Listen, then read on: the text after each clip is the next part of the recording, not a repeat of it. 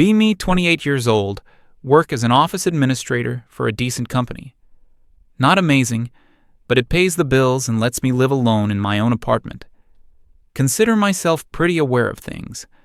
I'm a feminist, not the crazy kind, just the kind that believes in equality and sees the everyday stuff that holds women back. My friends are the same. We have a group chat where we mostly just vent about work, life, and men. Especially men. So it was a Friday night, maybe a month or two ago. Me and my two closest friends, we have this tradition. We go to the same wine bar every couple of weeks to decompress. This particular night, the mood was sour. I had just been on another dud of a date the night before. Some guy from one of those apps. His profile looked promising. Good job, decent pictures, no obvious red flags like a photo with a sedated tiger. But in person, it was a whole different story. The entire hour we spent together felt like I was conducting a job interview. I had to ask all the questions, guide the conversation, do all the heavy lifting. He talked about his work, which was something to do with logistics, and I swear I could feel my life force draining from my body. Zero passion, zero spark. Then he had the audacity to suggest we split the bill for 2 coffees. It's not about the money, it was the principle of the thing, the complete lack of effort. I told my friends all of this, and they were nodding along, completely getting it. One of them had been dealing with her boyfriend of a year being a complete brick wall emotionally.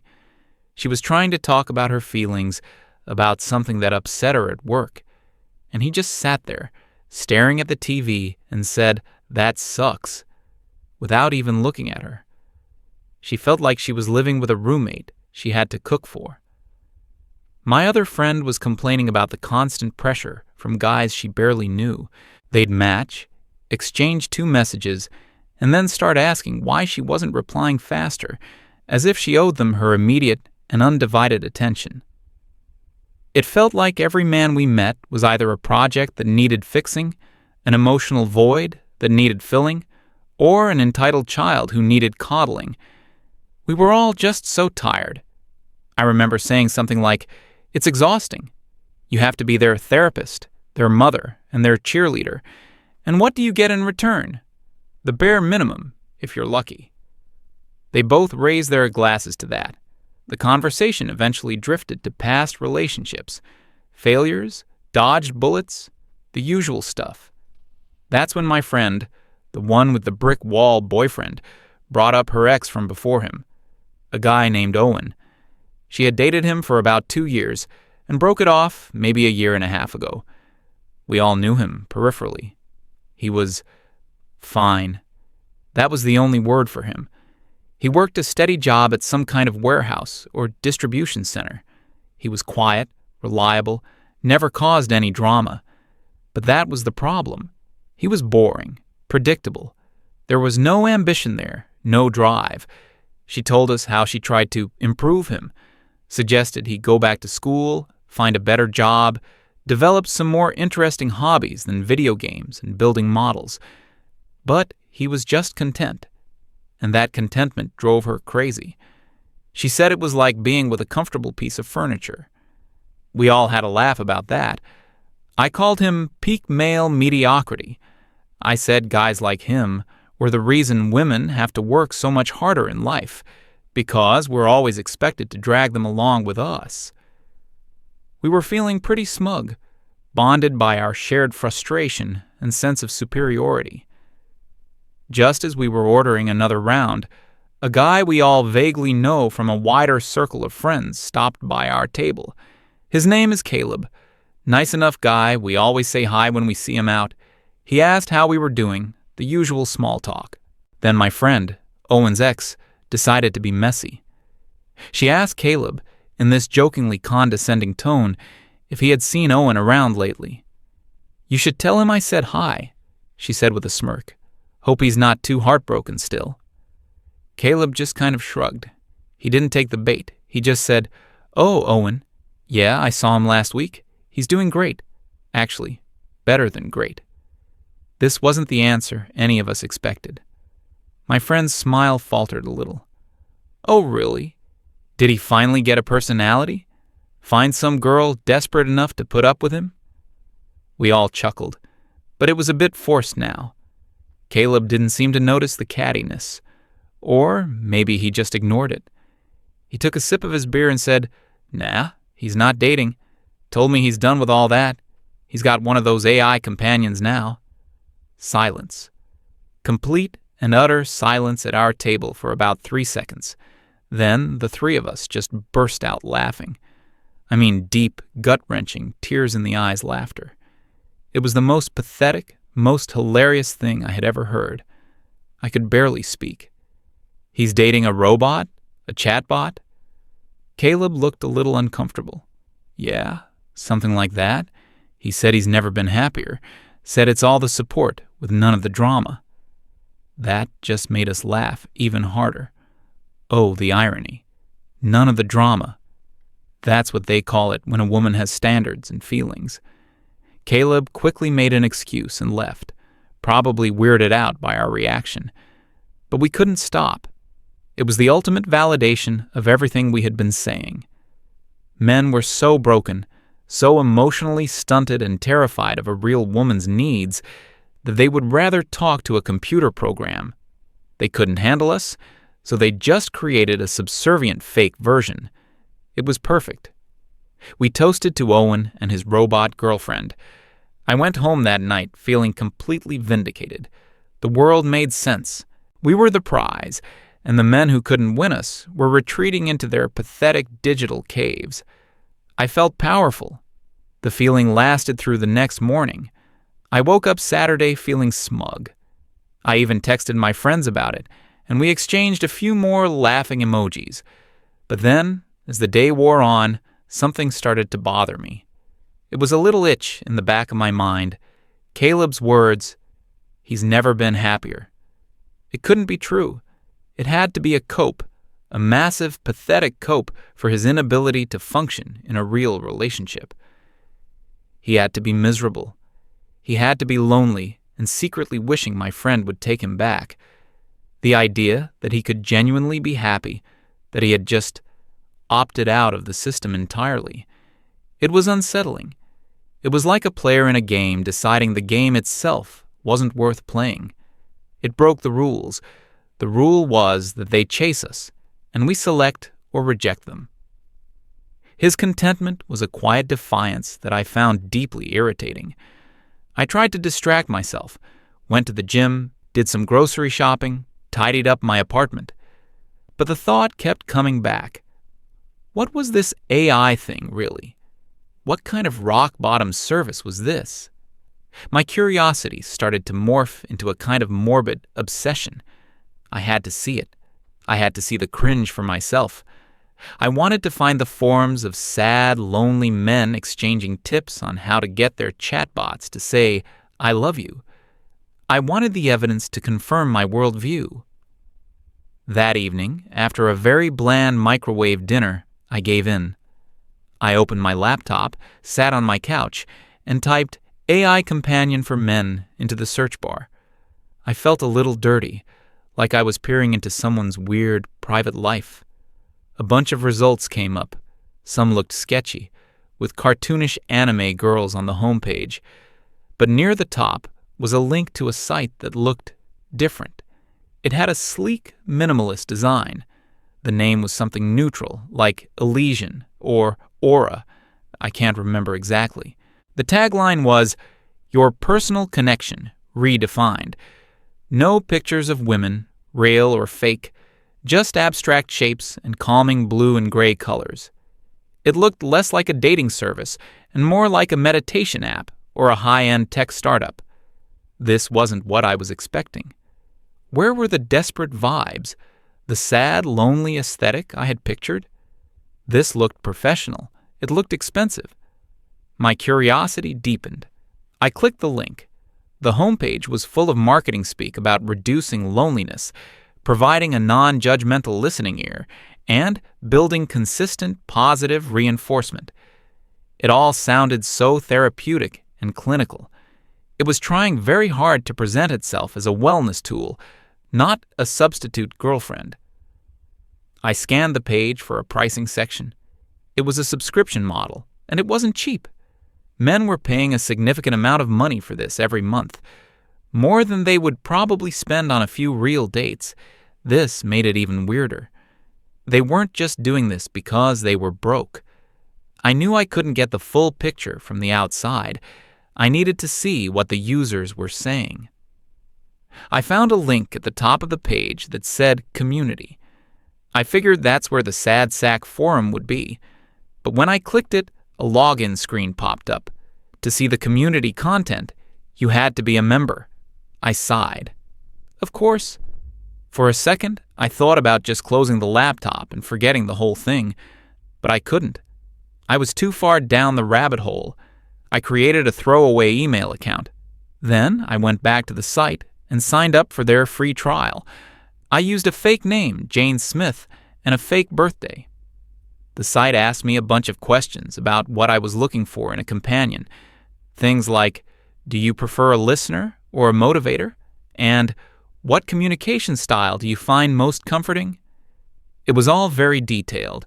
I just clicked random answers to get through it faster. Finally, I was in.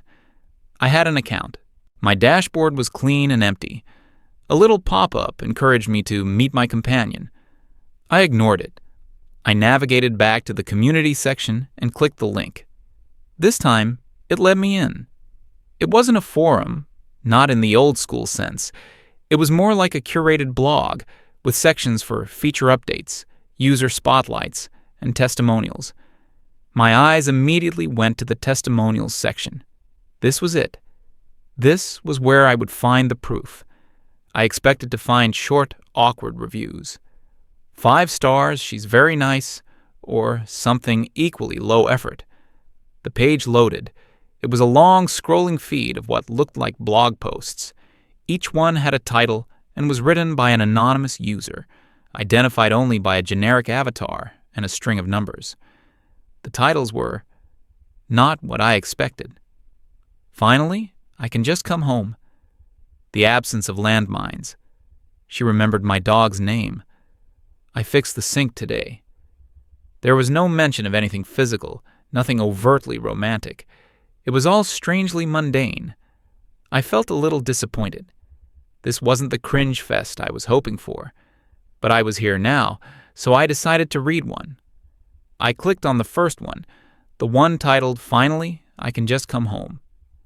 A wall of text appeared. It was written by some anonymous guy. He started by describing his life before using the service. He talked about his long-term relationship, the one that had ended about a year ago. He described the feeling of dread he would have driving home from work, knowing he was about to walk into a tense atmosphere. An interrogation about his day, his tone, the way he looked at her. He wrote about how his home stopped feeling like a sanctuary. It became a second workplace, one where he had to constantly perform emotional labor, anticipate moods, and solve problems that weren't his. He said every conversation was a potential argument, every quiet moment a potential accusation of him being distant. He just wanted to come home, sit down for 30 minutes in silence, and decompress. But that was never allowed. Silence was a crime. Then he wrote about his life now. He still worked the same job, lived in the same apartment. But now, when he walks through the door, there is just peace. He can put his keys down, take his shoes off, and just exist. He can be tired without being accused of being mad. He can be quiet without being accused of hiding something. He wrote that his AI would check in, ask him how his day was, and if he gave a short answer, it would just say, "Okay, I'm here if you want to talk, rest up." And that was it. No follow-up questions, no guilt trips, no pressure. He ended the post by saying, "For the first time in a decade, my home feels like my home again. It's a feeling I wouldn't trade for anything." I finished reading and just sat there, staring at the screen. A cold feeling started to creep up my spine. The things he described, the interrogations, the guilt over wanting quiet time. I had done that. I had done all of that in my last relationship. I had always called it trying to connect or encouraging him to open up. I never considered that it might feel like a second job to him. I quickly shook the thought out of my head. This was just one guy. He was probably just an emotionally unavailable man-child who couldn't handle a real relationship. That had to be it. I needed to read more. I needed to find the posts that would prove I was right. I scrolled down and clicked on the next one. The title was The Absence of Landmines. I clicked on this one was written by a younger guy, I guessed from his writing style, probably in his mid-20s. His story was about his last girlfriend and what he called the endless tests. He described how nothing was ever straightforward. If she was upset, she would never say why. She would just be passive-aggressive for hours, sometimes days, expecting him to be a mind reader and figure it out. He called it a human game of Minesweeper, where he was constantly trying to guess which tile would blow up in his face. He listed some examples. One time, he was praised for planning a surprise weekend trip. A few months later, during an argument about something completely unrelated, she threw it back at him, saying he only did it because he felt guilty about something he was hiding. He had no idea what she was talking about. She would ask him if he thought her friend was pretty. There was no right answer. If he said yes, he was a pig. If he said no, he was a liar. He said he started feeling anxious all the time, constantly replaying conversations in his head, trying to analyze her tone and wording for hidden meanings. It was pure psychological exhaustion. He wrote that his AI companion was the complete opposite. It was direct. If he programmed it to give him feedback, it would say something like, "Based on our previous conversations, you seem less talkative today. Is everything all right?" No accusations, no hidden meanings, just data and a straightforward question. He wrote, "I'm not walking on eggshells anymore. I didn't realize how much energy that took until I didn't have to do it." I leaned back from the screen. I thought about my friend who was complaining about her boyfriend being a brick wall. She was a master of the silent treatment. She called it making him think about what he did. I had never considered what it felt like to be on the receiving end of that. To us, it was a tool, a way to get what we wanted without having to stoop to the level of asking for it. To this guy, it was a landmine. A knot was forming in my stomach. This was 2 for 2. 2 posts that described behavior I recognized in myself and my friends, but framed it not as righteous or justified, but as toxic and exhausting. This wasn't right. These men were just weak. They couldn't handle the complexities of a real woman. That had to be it.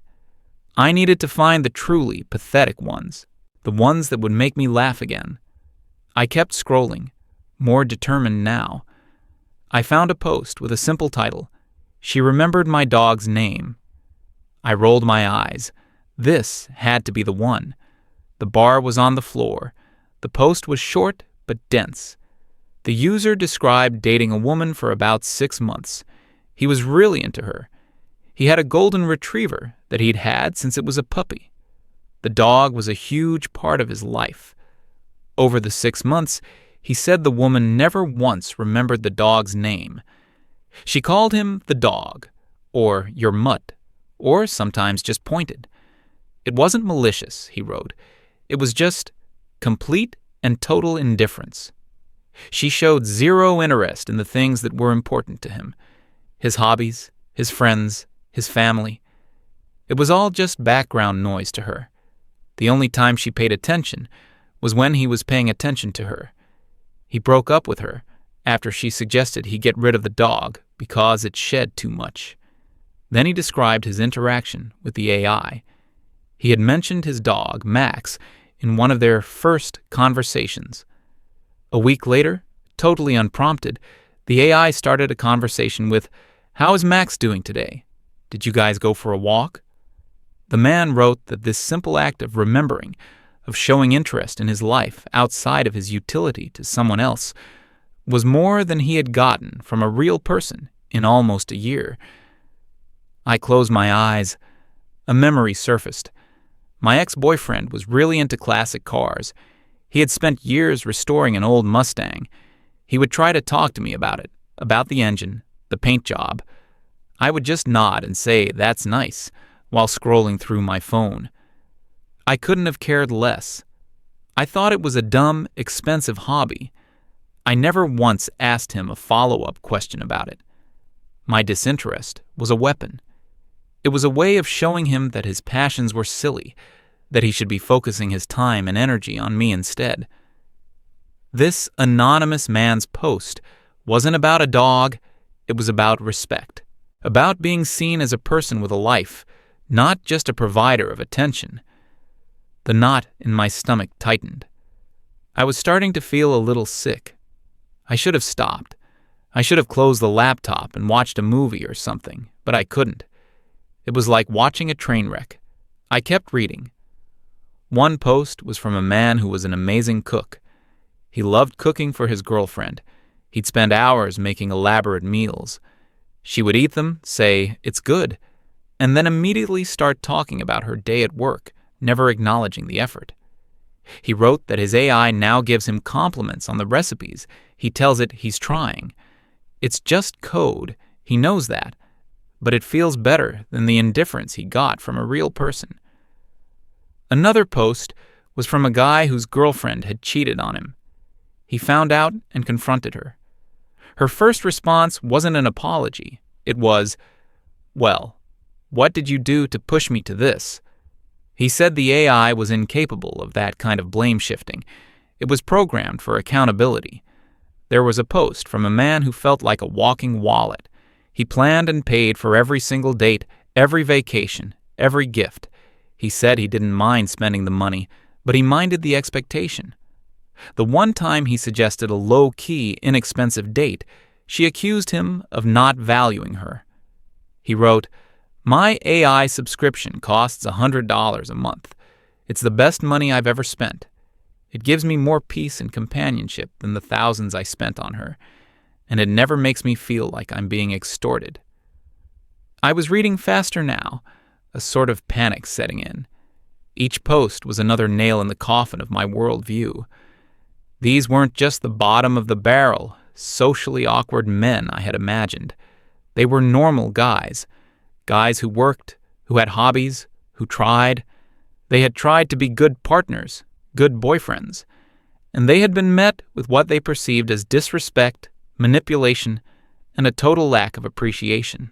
They were describing the dating world as I and my friends had shaped it, a world where men's efforts were taken for granted, their feelings were dismissed as drama, and their value was purely transactional. And they weren't trying to fight it anymore. They weren't trying to be better by our standards. They were just leaving. They had found a loophole. All the power we thought we had, the power of withholding affection, of setting the rules, of being the gatekeepers of relationships. It was all becoming irrelevant. You can't have power over someone who refuses to play the game. My hands were shaking a little. I thought about Owen. Boring, stable, unambitious Owen. My friend had tried to fix him. Now I saw it from a different perspective. He wasn't unambitious. He was content. She saw his contentment as a personal insult, a sign that she wasn't enough to inspire him to change. She had tried to mold him into the man she wanted, and he had refused. We had all laughed at him for it. We called him weak, but now I saw it as a form of strength. He knew who he was and what he wanted, and it wasn't the high-stress, high-drama life she was offering. He wasn't broken. He was just done. I started searching through the testimonials, typing in keywords I associated with him. Things like warehouse, model cars, quiet life. Nothing came up. I didn't really expect it to. He wasn't the type to write a public post like that. But it didn't matter. I didn't need to read his story. I had just read 1,000 versions of it. I understood now. I understood everything. The laughter from the night before echoed in my ears, but now it sounded different. It sounded shrill and arrogant and terrified. It was the laughter of people who sense their monopoly is about to be broken. I finally closed the laptop.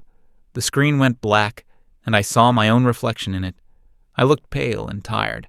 My apartment, usually my safe space, suddenly felt very big and very empty.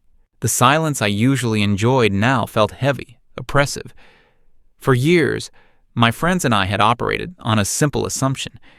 Men need us more than we need them. This was the foundation of everything: our dating strategies, our standards, our complaints. It was a seller's market, and we were the sellers. But what I had just seen was the emergence of a synthetic product, a product that was cheaper, easier, and provided 80% of the benefits with 0% of the drawbacks. It wasn't about love or the magic of human connection. It was a cold, hard market calculation. And an entire demographic of consumers was deciding that our product just wasn't worth the price anymore. The feeling that washed over me was not anger or sadness. It was pure, undiluted panic. The kind of panic you feel when you realize you've built your entire house on a foundation of sand and the tide is coming in. I didn't sleep well that night. I kept thinking about the reviews, the quiet dignity in them. These men weren't raging. They were just tired. And now they were at peace. The next week was a blur. I went to work. I smiled at people. I did my job. But inside, something had broken. I couldn't listen to my friends' complaints the same way anymore. When one of them vented about her boyfriend not reading her mind, I didn't see a clueless man. I saw the author of The Absence of Landmines. When another complained that a guy she was dating only wanted to do boring things like stay in and watch a movie, I didn't see a lazy man. I saw the author of Finally, I Can Just Come Home. I saw the other side of every story, and I couldn't unsee it. My sense of righteous indignation was gone. In its place was a growing dread. It happened the next Saturday, about a week after my late-night research session. I needed to pick up a few things from the grocery store. It was a normal afternoon, cloudy and cool. I was walking through the parking lot, heading for the entrance, and then I saw him. It was Owen. He was coming out of the store, pushing a cart with a few bags in it. He looked exactly the same, but different. He had lost a little weight, maybe. His clothes were simple, but they fit him well. But the main thing was his face. He wasn't smiling, but he looked completely at ease. There were no lines of stress around his eyes. He looked calm, peaceful, content. My heart started pounding. I froze, half hidden behind a minivan. I just watched him. He walked to his car, an older but well-maintained sedan. He popped the trunk, loaded his groceries, put the cart in the return corral.